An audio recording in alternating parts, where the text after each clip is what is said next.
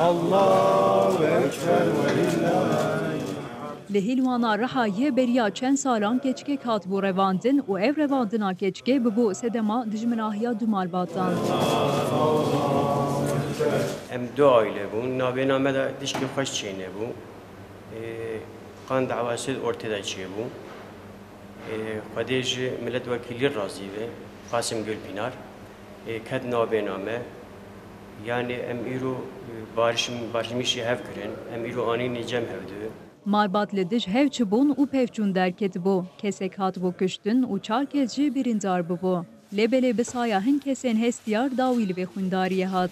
Ji bo silhê parlamenterê Rihayê Mehmet Qasım Gülpınar, serokê şaxa Hîlwanê yê AK Partiyê û şaredarê Hîlwanê û rêxistinên sivîl ketin navberê û her du malbatan di roja sêyemiya êdê de li hevanîn.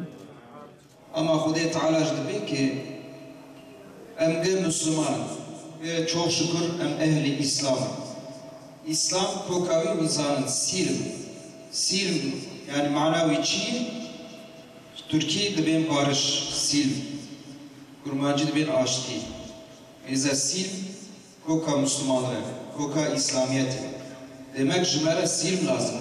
Demek jimere barış lazım. Barış şekilde hebatın. İnşallah carna olay hani navın. Adilvan gerez yok, emek iki dervesi. Serokê eşîrên her du malbatan jî ji silhê razî ne û ji bo hewlên berevanan spasiyên xwe pêşkêş dikin.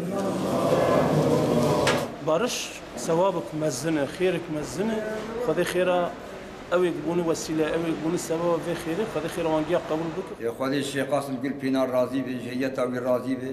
Em anîn arakê em barişmiş bûn. Cejna Remezanê di dilan de rehma vakir û mirovên aştî xwaz neyartî têk bir û malbatên neyar li hev hatin.